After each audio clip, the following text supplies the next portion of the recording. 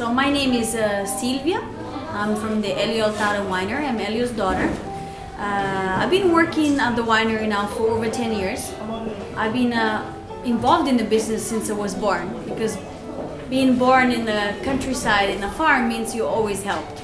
But officially, let's say I've been helping for a little more than 10 years, and I worked in other parts of the world. I worked in Australia, I worked in Burgundy, I worked in California.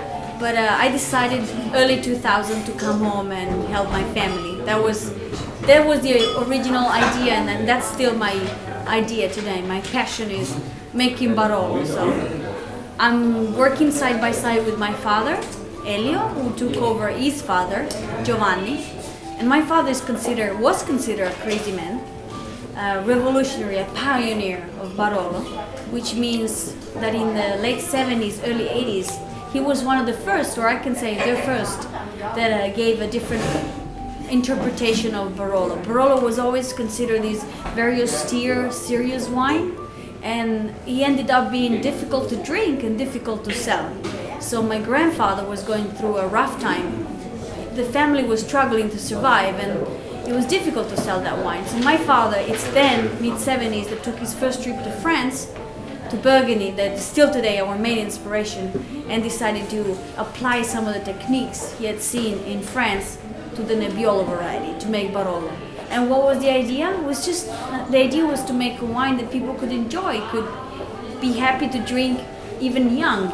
My grandfather would always say to his customers, buy it today, but drink my wine in 25, 30 years.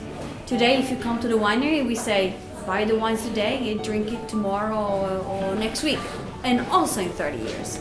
So my father, with his different techniques in the vineyards and in the cellar, completely changed the approach to winemaking, and that's why he's considered one of the pioneers of the modern Barolo. And I keep working, and I keep working side by side with him. The production is still the same since it started, so we have not increased or made the property any larger. We still work about 10 hectares.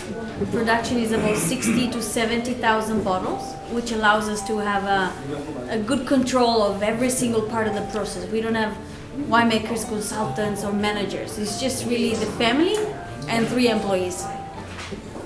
And for my Korean friends, or for Korean customers, I would say to fall in love with Barolo is not hard.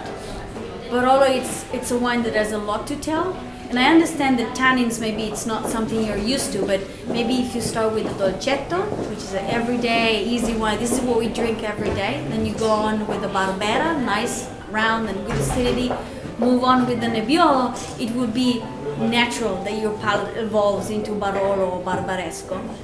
It definitely would, I would say, matches with your cuisine. It matches with the meats and the barbecue. We had barbecue last night, today, and it definitely matches with the Barolo.